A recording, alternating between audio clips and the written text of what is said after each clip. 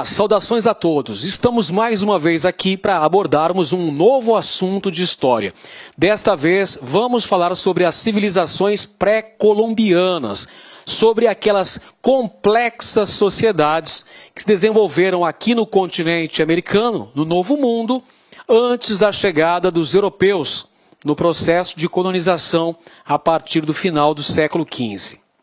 Pois bem, um dos temas extremamente complexos ao se analisar a história da América é entender o processo de povoamento do continente. Existem várias hipóteses que afirmam de que maneira ocorreu o povoamento do continente americano. São várias teorias. Por exemplo, a Rota Asiática, que seria basicamente quando os grupos humanos atravessaram o chamado Estreito de Bering durante a última glaciação, durante a última chamada Era do Gelo, quando eles ultrapassaram a Sibéria, passaram pelo Estreito de Bering e atingiram o Alasca. A partir daí, iniciando um processo de povoamento do continente americano. Essa é uma das teorias, mas não a única. Existem outras teorias que afirmam que os grupos humanos atingiram o continente americano partindo da Oceania, partindo das inúmeras ilhas da Polinésia. Seria a chamada Rota Malaio-Polinésia, atingindo o litoral oeste do continente sul-americano e a partir daí povoando este território. Ou até mesmo a Rota Australiana, atingindo também a costa oeste da América do Sul. Enfim, são várias teorias que apontam para a chegada dos grupos humanos ao território da América, que teria ocorrido em cerca de 15 ou 30 mil anos antes de Cristo.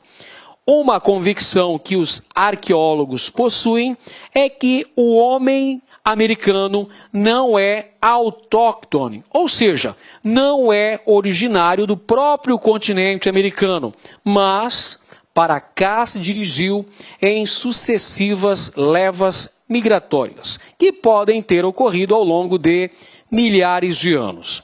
Bem, quando os europeus chegaram ao continente do Novo Mundo, encontraram milhões de indígenas que possuíam diversos estágios de desenvolvimento. Calcula-se que pelo menos 30 milhões de indígenas vivessem no continente americano durante esse contexto histórico importantíssimo. Que contexto histórico, professor? Tudo bem? Tudo bem, meu caro professor? Joia. Luiz Antônio. Deixa um pouquinho pro vídeo ali, professor. Beleza. Isso. Vim aqui só dar um alô para você aí, tudo bem? Joia, firme? Maravilha. E a aula, tá bem? Maravilha. Satisfação ter nossos alunos do LACENEM, que então, com certeza vão ter um excelente resultado neste Exame Nacional de Ensino Médio. Ok, legal, né? E o professor, eu falei com o professor Bodão, aproveitando aqui a oportunidade, para você e ele gravar uma aula conjunta. Opa, seria ótimo. Comentar a prova do último Enem, que teve bastante questões de interpretação de textos, misturado com parte de história, não é isso? Maravilha. Aconteceu bastante isso, professor. Várias nossas questões eram baseadas numa interpretação do texto. Então, se o aluno se deparasse com a prova, analisasse o texto de maneira coerente, sem dúvida que teria um excelente resultado. Ou seja, ele tinha dois caminhos para fazer a prova, né? Tinha o primeiro caminho, que era o caminho da história, do conhecimento em si. Perfeito. E tinha o caminho da experiência de mundo, o caminho da interpretação de textos, que ele podia chegar à alternativa, né? Sem dúvida. Então, por isso que é importante esse casamento que existe entre as variadas disciplinas, né? A chamada interdisciplinaridade, que aí o aluno consegue, às vezes, com uma competência de uma determinada área, conseguir um resultado muito eficiente na outra. Bacana, professor. Pessoal, vim aqui só dar um alô aqui, professor Edenilson, hein? Tchau, boa aula, professor. Valeu, professor. Opa, vai lá, hein? Tchau, tchau, hein? Um abraço. Valeu. Muito bem, então, pessoal. Retomando o nosso assunto aqui, quando os europeus chegaram ao continente americano, encontraram essas civilizações em diferentes estágios de desenvolvimento. Portanto, haviam aqueles que estavam num nível inferior do que tange a tecnologia, no que tange ao próprio modo de produção empregado. E também tínhamos algumas sociedades que apresentavam um elevado grau de civilização. Nós podemos mencionar aí essas grandes sociedades que estabeleceram-se na América Central, a chamada Mesoamérica, sul do México e também ao longo da Cordilheira dos Andes. E aí você pode mencionar essas civilizações, essas grandes civilizações pré-colombianas, os astecas, os maias, os incas, mas pode mencionar também olmecas e toltecas. São grandes civilizações que se estabeleceram. Qual o critério que nós usamos, ou que os antropólogos também utilizam para exatamente conceituar esses povos como grandes civilizações? É o fato de possuírem complexas sociedades, geralmente sociedades rigorosamente hierarquizadas, o fato de possuírem um grande desenvolvimento cultural e científico, de possuírem uma tecnologia desenvolvida, tudo isso são características que pontuam as chamadas grandes civilizações. E aqui, no continente americano, nós tivemos o advento de importantes civilizações, a exemplo da civilização maia, da civilização asteca e também da civilização inca, que fazem parte da chamada América pré-colombiana. Por que América pré-colombiana, meu caro professor Edenilson? Gente, porque são civilizações que se desenvolveram antes da chegada dos colonizadores europeus. São complexas civilizações estabelecidas na região da Mesoamérica, ou seja, da América Central e também na região da Cordilheira dos Andes. São essas civilizações que nós vamos abordar nesta aula, começando pela civilização maia, os chamados gregos da América. Veja só, por que os maias são chamados de gregos da América, pessoal? Gente, os maias são denominados de os gregos da América pelo seu elevado grau de desenvolvimento cultural.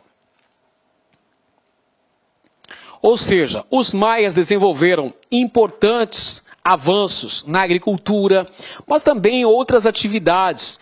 Tinham metalurgia desenvolvida, uma arquitetura fantástica com a construção, inclusive, de pirâmides, de templos religiosos, enfim, vários avanços no campo científico e intelectual.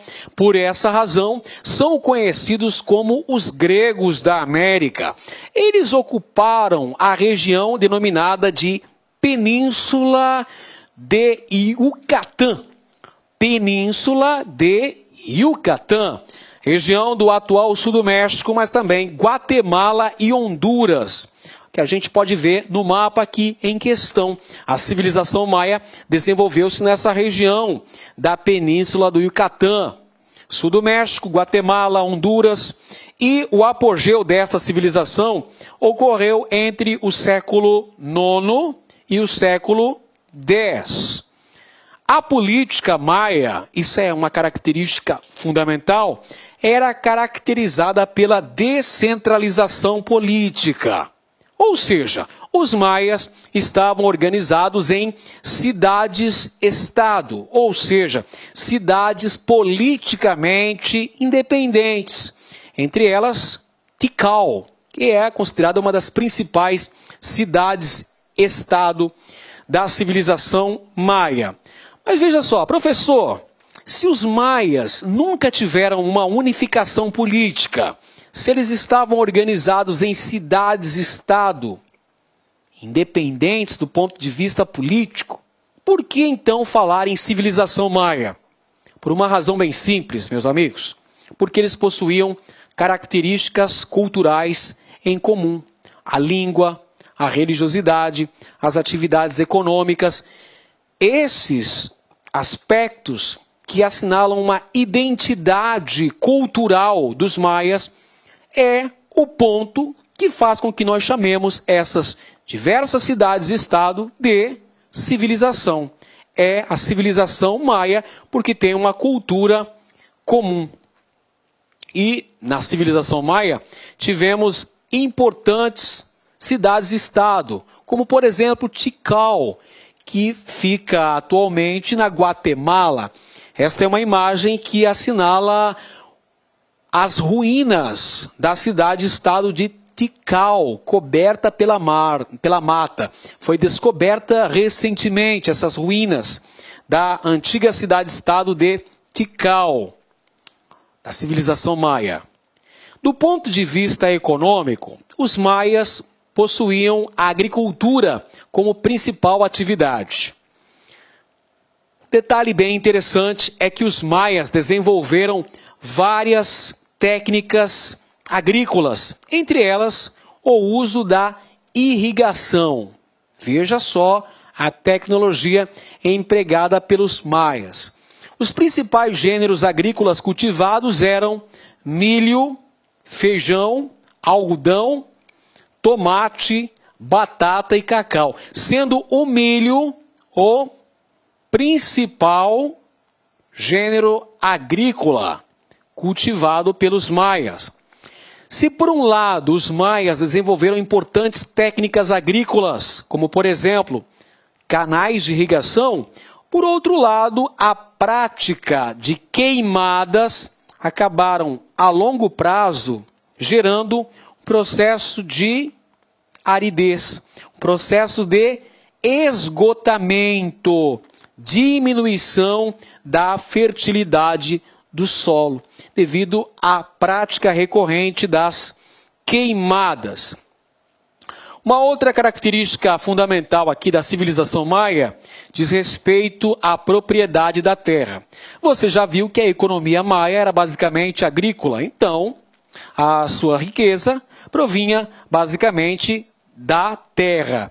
E a terra, ou a propriedade da terra, era exclusividade do Estado. Por isso que nós podemos colocar os maias dentro do chamado modo de produção asiático. Modo de produção asiático que caracteriza a civilização maia. Ou seja, o Estado tem a posse formal da terra. E mais do que isso, nós temos o deslocamento de um grande contingente de trabalhadores para grandes obras públicas. Que grandes obras são essas, professor? Construção de canais de irrigação, construção de pontes, de estradas, de palácios, de templos e também das pirâmides. Esse tipo de trabalho é chamado de corveia real, onde os camponeses são deslocados para grandes construções, para grandes obras públicas. Essa é outra característica que assemelha a civilização maia da civilização egípcia. Vamos ver então aqui a pirâmide social maia. No topo da sociedade estavam os nobres, os elementos que compunham a nobreza das cidades-estado maias. Chefes guerreiros responsáveis pela administração pública. Mais abaixo estavam os sacerdotes, responsáveis pelos aspectos religiosos e culturais. Mais abaixo encontrávamos os cidadãos livres, ou súditos, que eram camponeses, pagavam diversos tributos, serviam ao exército e prestavam uma série de serviços ao Estado. E na base da sociedade, aqui, quem estão? Os escravos. Escravos poderiam ser obtidos através de guerra ou escravos por dívidas. Mas vale destacar que os escravos estavam em número reduzido na civilização maia. Você percebe uma sociedade de cunho estamental, onde a posição social do indivíduo é determinada por nascimento. No aspecto cultural, os maias também tiveram um grande desenvolvimento. Construíram inúmeros laboratórios astronômicos. Por que razão? Acompanhar o movimento dos corpos celestes. Porque lembra qual era a atividade econômica principal? A agricultura. Então, eles precisavam saber as épocas melhores para o plantio, para a colheita, os meses mais chuvosos, os meses mais frios e assim sucessivamente.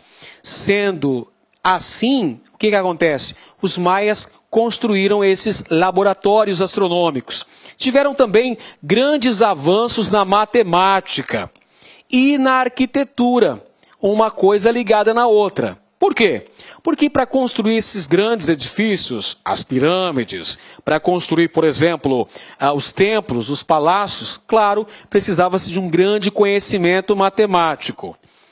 Desenvolveram também a metalurgia do cobre, do ouro, desenvolveram a cerâmica, o artesanato lítico, ou seja, o artesanato em pedra, na construção de armas, na concepção de utensílios também, e desenvolveram uma complicada escrita hieroglífica.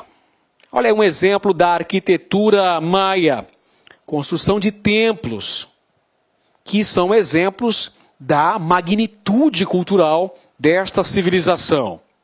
Temos ainda, do ponto de vista religioso, o estabelecimento de uma religião de cunho politeísta, inclusive com a realização de sacrifícios. Os maias acreditavam que precisavam aplacar a ira dos deuses. E para isso, o que eles fizeram? Faziam sacrifícios, inclusive de animais, mas também de crianças. E temos um processo de deificação da natureza, ou seja, um processo de interpretação da religião a partir da natureza. Vários elementos da natureza sendo vistos como deuses. Um aspecto muito famoso da civilização maia e que você deve se recordar é a questão do calendário maia, né, que fez surgir aquela ideia de que 2012 seria o final do mundo, né? De acordo com o calendário maia, o mundo iria acabar em 21 de dezembro de 2012. Surgiu então, inclusive, até um filme sobre este tema. A decadência da civilização maia ocorre por vários fatores. Veja só, quando os europeus chegam para colonizar o Novo Mundo, a partir do final do século XV, começo do século XVI, a civilização maia já apresentava um adiantado estágio de decadência. E essa decadência ela é atribuída a vários fatores, entre eles o esgotamento do solo em razão da utilização continuada das queimadas, atritos internos, disputa pelo poder entre as cidades-estado que compunham a civilização maia e, por último, a conquista espanhola que aconteceu entre 1523 e 1546. Bem, falemos agora de uma outra civilização, a civilização asteca, que desenvolveu-se no atual território mexicano e também na Guatemala. Teve como auge de seu processo o século XVI. O período de maior esplendor, o chamado apogeu da civilização asteca, foi durante o século XVI. E o principal imperador é justamente o último, Montezuma. Quando acontece a conquista espanhola, Montezuma era o imperador da civilização asteca. A capital da Confederação Asteca era a cidade de Tenochtitlan, atual cidade do México, capital do México. As origens históricas da civilização asteca remontam a migrações do sudoeste do atual território dos Estados Unidos, ou também fusão que aconteceu entre os astecas e os povos que habitavam essa região do México antes deles, como por exemplo os toltecas. A partir daí, esse processo de fusão, esse processo de migração ao território que hoje compõe México e Guatemala, nós tivemos o estabelecimento da Constituição da Confederação Azteca, que reunia importantes cidades, dentre elas Tenochtitlan, capital da Confederação Azteca, Texcoco e também Tlacopan. Eram as principais cidades, os principais centros urbanos da Confederação Azteca, do Império Azteca. Vamos ver aqui no mapa para compreendermos melhor a localização geográfica da Confederação Azteca. Corresponde exatamente ao território dos atuais México e Guatemala. Essa região aqui foi dominada pelos astecas, que expandiram esse território, conquistando inclusive vários povos. Bem, no aspecto econômico, também os astecas desenvolveram uma importante agricultura moderna, com a utilização de técnicas de irrigação para aumentar ainda mais a produtividade agrícola. Seus principais gêneros eram o milho, feijão, melão, baunilha, pimentão, algodão e cacau. Entre os astecas não havia propriedade privada, a propriedade cabia ao Estado. Não se esqueça que estamos falando de um modo de produção asiático, assim como ocorreu com os maias. E qual seria a diferença básica entre os maias e os astecas do ponto de vista político? Simples.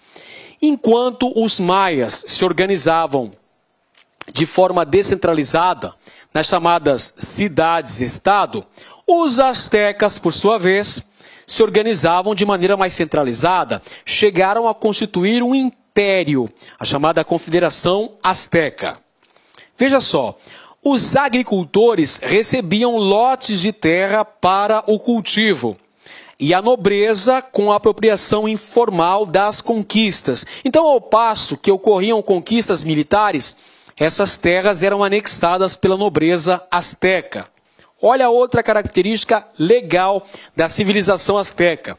Eles não utilizavam moedas, não havia moedas. O comércio era feito na base de trocas. Veja agora a pirâmide social azteca. No topo está a nobreza, composta de chefes guerreiros e de sacerdotes. Mais abaixo estão grandes comerciantes que desenvolvem um comércio de longa distância e praticam a espionagem. Espionagem em quem? Espionagem aos territórios conquistados pelos astecas. Mais abaixo estão os homens livres, camponeses, pequenos comerciantes e artesãos que pagavam diversos tributos, serviam no exército asteca e pagavam a corvéia real. Trabalho na construção de grandes obras públicas. E na base da pirâmide estavam os escravos. Escravos por guerra ou por dívidas. Podiam adquirir liberdade e tinham alguns direitos. A guerra era uma atividade muito importante para a civilização asteca. Já já eu explico por quê. Do ponto de vista político, havia uma divisão em clãs. Cada clã desse, que eram comunidades gentílicas, digamos assim, comunidades com um certo grau de parentesco, isso que é um clã, uma comunidade com um grau de parentesco. Esses clãs elegiam delegados que formavam o conselho, ou seja, que iam formar o governo dos astecas. Esse conselho promovia a eleição de 4 chefes militares. O principal desses chefes militares era justamente o imperador, que era um monarca hereditário. Você já viu que os astecas, veja só, os astecas tratavam a guerra como um aspecto prioritário, um aspecto muito importante. Havia valorização da guerra para a civilização asteca. O que acontecia com as áreas dominadas pelos astecas? Veja só, essas regiões dominadas possuíam uma certa autonomia. Elas mantinham uma autonomia relativa nos aspectos culturais e administrativos. Vamos lá, trocando em miúdos. Essas áreas conquistadas pelos astecas, elas continuavam mantendo uma certa estrutura, uma certa autonomia do ponto de vista cultural. Mantinha, por exemplo, os seus hábitos, a religiosidade e a autonomia também administrativa.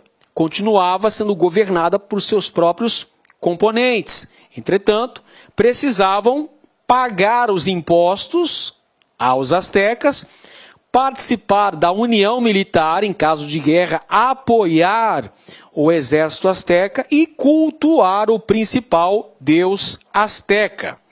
Essas eram as obrigações dos povos conquistados pelos astecas. Do ponto de vista cultural, os astecas são o resultado da síntese das culturas de povos que habitavam o México previamente. A exemplo dos toltecas, eles desenvolveram astrologia, artesanato, matemática, arquitetura fundamental, fantástica, com a construção de palácios, com a construção de canais de irrigação, de aquedutos. Na metalurgia, promoveram a fundição do bronze, do cobre, do ouro, da prata. Desenvolveram também uma escrita com sinais fonéticos e ideográficos, semelhantes aos hieróglifos. Do ponto de vista religioso, por sua vez, eles eram politeístas. O principal deus, a principal divindade asteca, estava relacionado à guerra, relacionado ao sol. Veja mais uma vez o ênfase dado à atividade guerreira pelos astecas. Havia um dualismo dentro da religião asteca: sol, lua, dia, noite, vida, morte. Isso é uma religião dualista. E havia também, olha só, esta é uma curiosidade muito interessante. Havia entre os astecas uma crença numa espécie de fim dos tempos. O que seria esse fim dos tempos? Uma espécie de apocalipse, ou seja, uma espécie de fim do mundo. Pois é, havia entre os astecas a crença no fim do mundo. Entretanto, esse final dos tempos poderia ser protelada através de sacrifícios humanos. Lembra que eu falei para você que as guerras eram uma atividade importantíssima para os astecas? Não apenas pela conquista de territórios, pela obtenção de riquezas, mas também pela obtenção de escravos, de prisioneiros de guerra que seriam utilizados nesses sacrifícios humanos. Qual seria a principal função desses sacrifícios humanos? Meu amigo, a principal função desses sacrifícios seria protelar esse apocalipse, retardar esse chamado fim do mundo, aplacar a ira dos deuses. Por isso que os astecas realizavam constantes sacrifícios humanos, os seus templos religiosos. A conquista espanhola aconteceu sob o comando de Hernán Cortés, um adelantado espanhol que conseguiu destruir a civilização asteca, destruir o Império Azteca, contando com o providencial auxílio de povos dominados pelos astecas. Hernán Cortés prometeu livrar esses povos da tributação mexica, da tributação asteca, e aí ele vai ter o apoio militar desses povos conquistados pelos astecas. Outro aspecto, a superioridade em tecnologia militar, ou seja, a utilização de armas de fogo, Claro que não eram armas tão evoluídas assim, os arcabuzes usados pelos espanhóis, mas davam uma vantagem ao espanhol. A utilização de armas de fogo, a utilização também de cavalos, além das doenças que foram fatores fundamentais na dizimação de boa parte da sociedade asteca. Doenças como varíola, como sarampo, tifo, mataram muitos astecas. E temos ainda um outro fator, que é a associação dos espanhóis aos deuses. Então essa associação dos espanhóis aos deuses, baseado inclusive nessa crença no fim dos tempos, acabou causando um efeito retardado na organização da defesa, que foi de consequência nefasta para os astecas. Muito bem, meus amigos, vamos então falar agora da outra civilização importante que faz parte dos chamados povos pré-colombianos. São os Incas. Os Incas que se estabeleceram nos altiplanos. Eles estavam ao longo da chamada Cordilheira dos Andes. Ou seja, os Incas se estabeleceram aqui na nossa gloriosa América do Sul. Perfeito, meus amigos? Então, o auge da civilização Inca também ocorre durante o século XVI, que é justamente o século da conquista espanhola. Então, aqui o apogeu da civilização Inca é no século XVI. O último imperador, inclusive, foi Atahualpa. O último imperador, antes da conquista espanhola sobre o Império Inca, foi Atahualpa. A capital do Império Inca era a cidade de Cusco, mais importante cidade do Império Inca. Além de Cusco, outras cidades importantes eram Quito, por exemplo, Cajamarca, Machu Picchu, um importante centro religioso da cultura inca. Os incas eram imperialistas. O que quer dizer isso? Eles estabeleceram o domínio sobre muitos povos ao longo da Cordilheira dos Andes. Aqui está o que eu acabei de falar para vocês. Do Império Inca, as principais cidades eram Cusco, a capital, Quito, outra importante cidade, e Machu Picchu, importante centro religioso. Os incas eram governados pelo Sapa Inca, que era este imperador. Perfeito? Vamos lá então. Do ponto de vista econômico, os incas também possuíam uma agricultura bastante desenvolvida, utilizando importantes técnicas, entre elas técnicas de irrigação. Os incas, para obterem maior produtividade agrícola, desenvolveram canais de irrigação e construíram diques, represas. Outra característica fundamental é esta aqui, observe na imagem, os chamados terraços escalonados, que aparecem nesta imagem aqui. Ou seja, ao longo da Cordilheira dos Andes, os incas desenvolveram importantes técnicas de cultivo nas montanhas, estabelecendo estes degraus ao longo das escarpas da Cordilheira dos Andes, ao longo da montanha. Isso é uma novidade interessante. Os terraços escalonados desenvolvidos pelos incas. Você deve estar percebendo que a agricultura era a principal atividade econômica das três grandes civilizações pré-colombianas. Eles possuíam importantes técnicas de cultivo. Veja só, os incas faziam inclusive a técnica dos terraços escalonados, para aumentar ainda mais a produtividade agrícola. Outra técnica importantíssima usada pelos incas, a utilização de água das geleiras andinas. Veja só que técnica legal desenvolvida pelos incas. Eles aproveitavam do derretimento das geleiras andinas e utilizavam essa água na agricultura. Eles foram responsáveis pela domesticação de cerca de 60 espécies vegetais. 60 espécies vegetais cultivadas pelos incas. E no aspecto da pecuária, no aspecto da criação de gado, eles promoveram a domesticação da alpaca e também da lhama, animais que melhor se adaptaram ao relevo da Cordilheira dos Andes. Outra característica, a ausência monetária.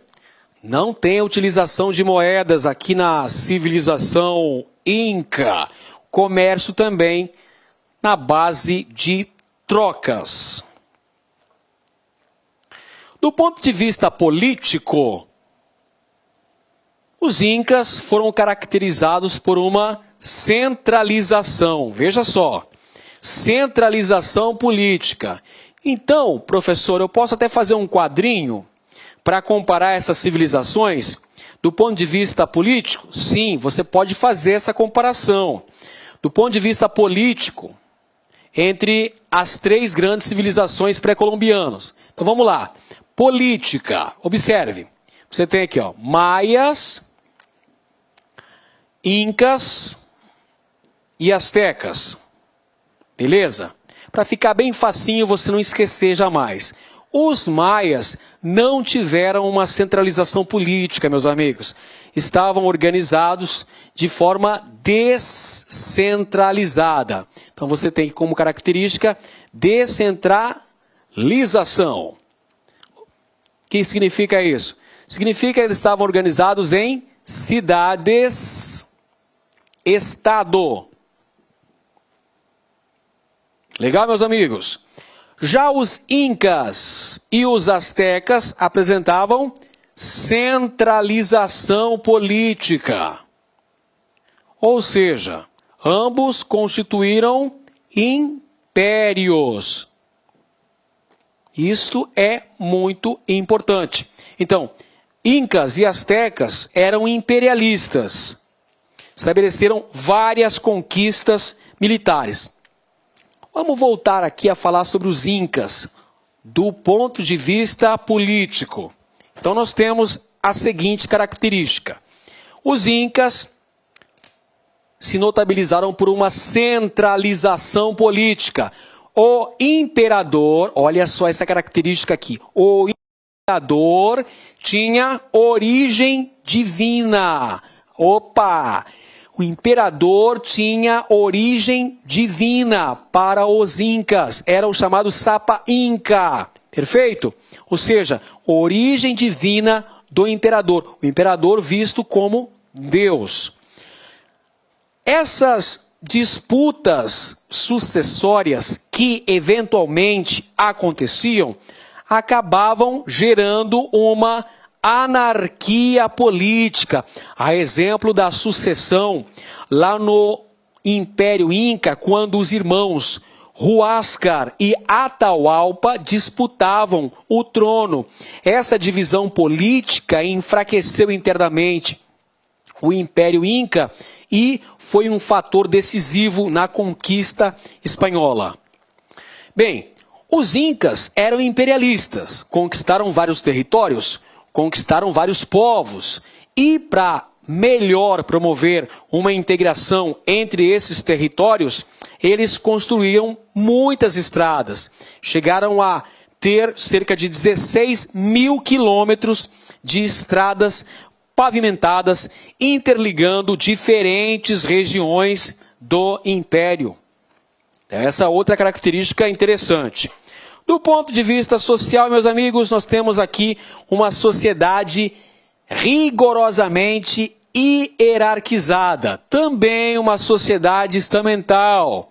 Essa é uma característica das três grandes civilizações: maias, astecas e incas. Olha os astecas, por exemplo. Você tem aqui camadas privilegiadas, clero e nobreza. O clero com funções religiosas, a nobreza, que era composta pela família do Inca, por chefes guerreiros e também por juízes e comandantes militares, os chamados curacas. E por baixo, aqui ó, na base da sociedade Inca, encontrávamos o povo como um todo, camponeses que estavam submetidos a trabalhos obrigatórios, a mita. Perfeito, meus amigos? Do ponto de vista cultural, agora sim, nós temos grandes desenvolvimentos, grandes expressões na arquitetura, com a construção de templos, palácios, pirâmides, estradas, canais de irrigação. Também um artesanato bastante desenvolvido, principalmente a tecelagem. Avanços na astronomia, justamente interligada ao desenvolvimento de importantes técnicas agrícolas, a observação dos astros. Temos aqui metalurgia também desenvolvida e ausência de escrita. É uma sociedade que vai se notabilizar pela tradição oral. E do ponto de vista religioso, também uma religião politeísta. As 3 civilizações eram politeístas. Então nós temos aqui Viracocha, criador do universo, as principais divindades aqui da religião Inca. O principal deus era Inti, deus Sol. E Quila também, a deusa Lua. Entretanto, cada povo que compunha a civilização asteca mantinha ainda o culto às suas próprias divindades. A conquista espanhola aconteceu comandada por Francisco Pizarro, que foi o adelantado espanhol que destruiu o Império Inca, contando com o auxílio de povos dominados pelos Incas, a mesma técnica que Hernán Cortés usou contra os astecas, Francisco Pizarro utilizou contra os Incas. Aliança com os povos dominados e também ele tem superioridade técnica militar, o uso de armas de fogo, o uso do cavalo, a utilização da pólvora, entre outros aspectos que foram fundamentais para a vitória dos espanhóis. Cabe ainda ressaltar que a divisão interna do Império Azteca, pela disputa envolvendo os irmãos Huáscar e Atahualpa, contribuiu sensivelmente para a vitória dos espanhóis. Pois bem, meus amigos, vimos na aula de hoje as características principais das grandes civilizações pré-colombianas: maias, astecas e incas, do ponto de vista político, econômico, social e cultural. Espero que tenham gostado e aprendido bastante conosco. E lembre-se, estude com antecedência, planejamento e foco. Um grande abraço a todos e até o próximo vídeo. E aí, pessoal, gostou da aula de história? Então curta e compartilhe.